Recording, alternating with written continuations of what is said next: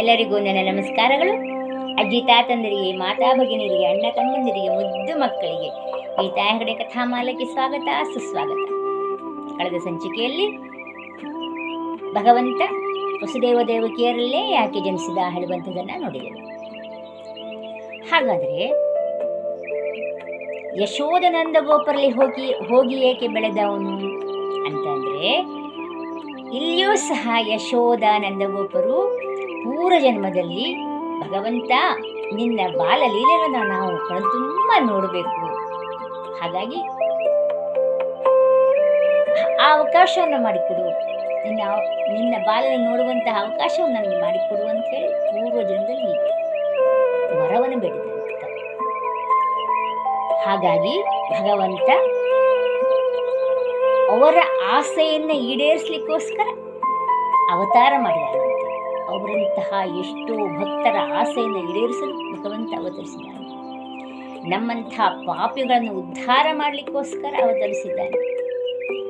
ಜಗತ್ತಿನ ಕಲ್ಯಾಣಕ್ಕೋಸ್ಕರ ಭಗವಂತ ಅವತರಿಸಿದ್ದಾನೆ.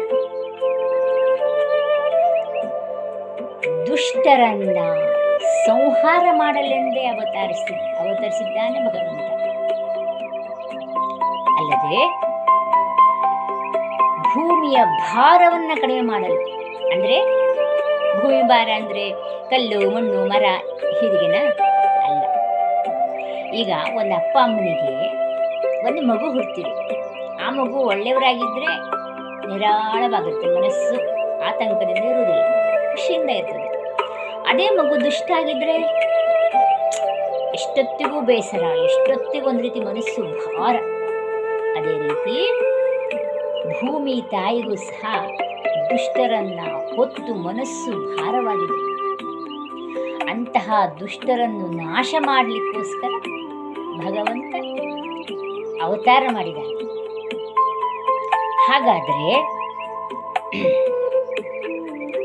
ನಮ್ಮಂಥ ಪಾಪಿಗಳು ಉದ್ಧಾರ ಆಗಬೇಕಲ್ಲ, ಏನು ಮಾಡಬೇಕು?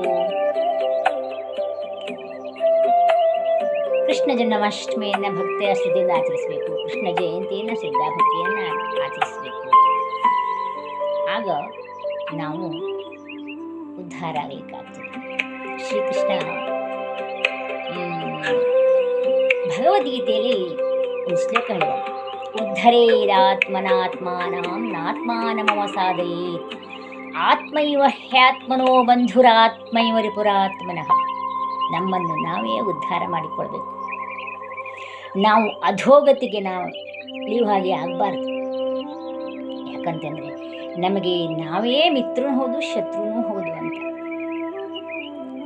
ಹಾಗಾಗಿ ನಮ್ಮನ್ನು ನಾವು ಉದ್ಧಾರ ಮಾಡಬೇಕು. ಬೇರೆಯವರು ಯಾರು ಬರುವುದಿಲ್ಲ, ನಮ್ಮ ಕಷ್ಟ ಸುಖಕ್ಕೆ ಯಾರು ಬರುವುದಿಲ್ಲ.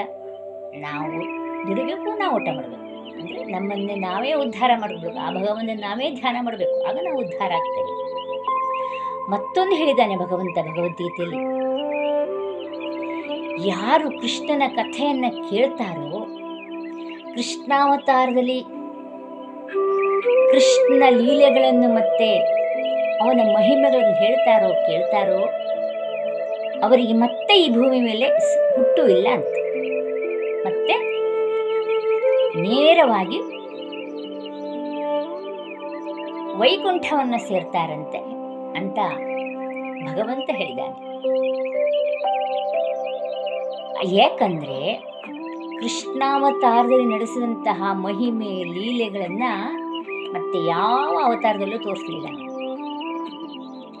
ಅದಕ್ಕೋಸ್ಕರ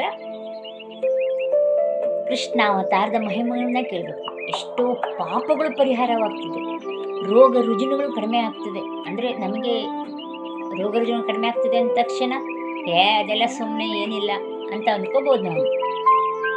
ಆದರೆ ನಮಗೆ ಗೊತ್ತಿರದೇ ಇರುವಂತಹ ರೀತಿಯಲ್ಲಿ ನಮಗೆ ರೋಗ ರುಜಿನ ವಾಸವಾಗ್ತದೆ. ಅಥವಾ ಒಂದು ನಮಗೆ ತಡೆದುಕೊಳ್ಳುವ ಸಾಮರ್ಥ್ಯವನ್ನು ಕೊಡಬಹುದು, ಅಥವಾ ಬೇಗ ಕಡಿಮೆ ಆಗ್ಬೋದು, ಹೀಗೆ ಇತ್ಯಾದಿ ಇರ್ಬೋದು. ನಮಗೆ ಪ್ರತ್ಯಕ್ಷವಾಗಿ ಕಾಣದೇ ಇದ್ದರೂ ಪರೋಕ್ಷವಾಗಿ ಅಲ್ಲಿ ಒಳ್ಳೆಯದನ್ನು ಮಾಡ್ತಾನೆ ಭಗವಂತ. ಹಾಗಾದರೆ ಇಷ್ಟೆಲ್ಲ ಗೊತ್ತಿದ್ರೂ ಸಹ ಕೃಷ್ಣಾವತಾರಗಳನ್ನು ಯಾಕೆ ನೋಡುವುದಿಲ್ಲ, ಯಾಕೆ ಕೇಳುವುದಿಲ್ಲ ಅಂತಂದರೆ, ಪುಣ್ಯವಂತರಿಗೆ ಮಾತ್ರ ಅದು ಸಾಧ್ಯ ಅಂತ. ಕೃಷ್ಣಾವತಾರನ ನೋಡುವುದು, ಕೇಳುವುದು, ಹೇಳುವುದು ಯಾರು ಅತಿಯಾಗಿ ಪುಣ್ಯ ಮಾಡಿರ್ತಾರೋ ಅಂಥವರಿಗೆ ಮಾತ್ರ ಸಾಧ್ಯ ಅಂತ.